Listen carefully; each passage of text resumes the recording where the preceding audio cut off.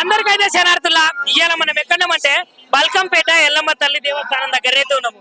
మరి బల్కంపేట ఎల్లమ్మ తల్లి దేవస్థానం దగ్గర అయితే ఎల్లమ్మ తల్లికి అయితే ఇవాళనైతే కళ్యాణం అయితే చేయడం అయితే జరుగుతున్నది.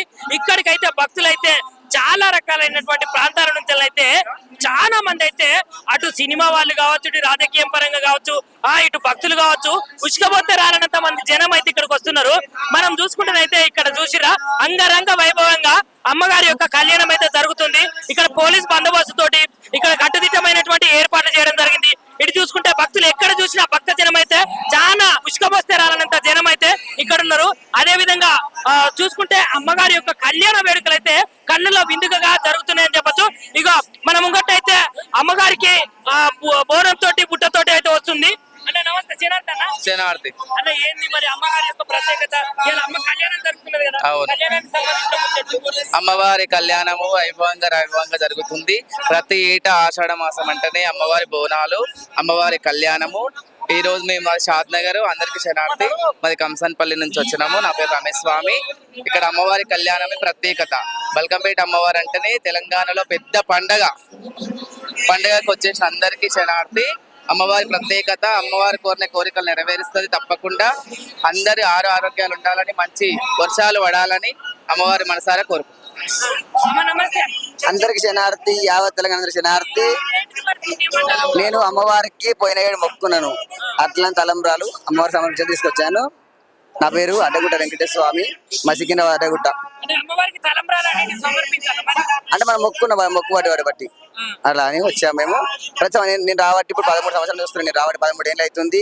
నాకు చిన్నప్పటి నుంచి దేవుడు వస్తున్నాడు కాబట్టి ప్రతి సంవత్సరం వచ్చి అమ్మవారి దర్శనం చేసుకుని వెళ్ళిపోతా. కానీ ఈసారి నేను కళ్యాణం కావాలని మొక్కిన, కళ్యాణం అయింది కాబట్టి తలను తీసుకుని వచ్చాను అమ్మవారికి.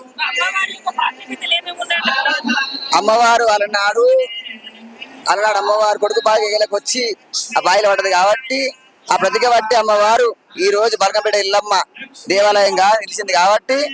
కానీ అమ్మవారికి మొక్కుకుంటే మొక్కువాడికి ఖచ్చితంగా అయితే ఏది కానీ పిల్లలు కావడము, పెళ్లి కావడము ఇవన్నీ ఖచ్చితంగా అయితే కాబట్టి ఇంత ప్రత్యేక అమ్మవారి సత్యం అమ్మవారు అంటే. మసికిన అడ్డగుట్ట వెంకట స్వామి. మంచిగా ఉంది, కళ్యాణానికి వచ్చిన అందరం బాగుంది. కళ్యాణం మంచిగా అవుతుంది. నేను 15 సంవత్సరాలు మంచిగా దర్శనం ఇచ్చాను. మంచిగా ఉంది, బాగుందండి. మంచిగా ఉంది. చాలా ఇబ్బంది ఉంది అన్న, చాలా ఇబ్బంది ఉంది.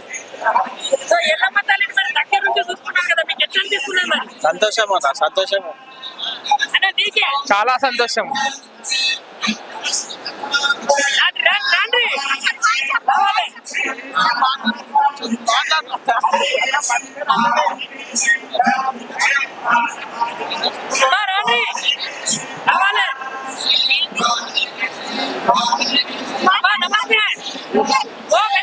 నమస్తే నమస్తే, మంచిగున్నా.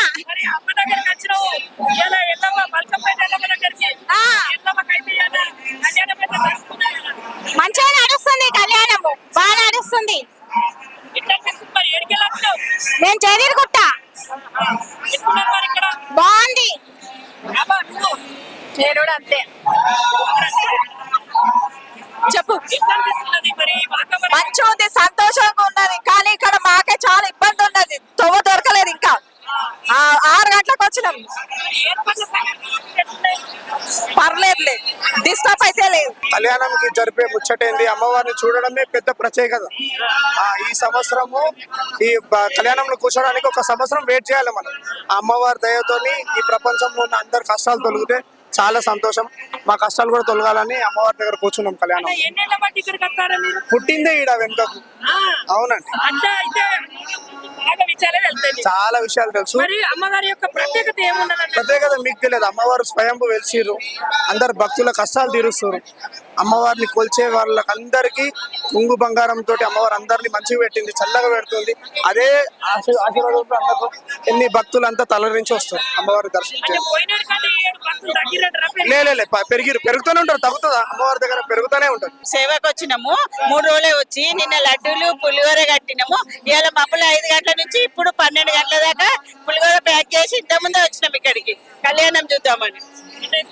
సేవకులు కదా మరి మిమ్మల్ని ఏ పేరుతో పిలుస్తారు మరి? మరి బల్కంపేట ఎల్లమ్మ తల్లికి ఇంత మంచిగా సేవలు అయితే చేస్తారు కదా, మరి మీకు ఎట్లా అనిపిస్తారు అక్క ఇక్కడికి రాగానే? మాకు అమ్మవారు అనుకోకుండా పిలిపించుకుంది వచ్చినాం మేము. ఒక్క ఫోన్ కొట్టంగానే వచ్చినాం. మాకు ఇక్కడికి మంచిగా అనిపించింది. మాకు కష్టం అనిపిస్తలేదు. ఎంత కష్టం చేసినా ఇంటికాడైతే చేస్తాం, పండుకుంటాం. మరి అమ్మ కళ్యాణం అయితే కళ్ళతోటి దగ్గర నుంచి చూస్తారు కదా, వైభవంగా ఉన్నది కళ్యాణం.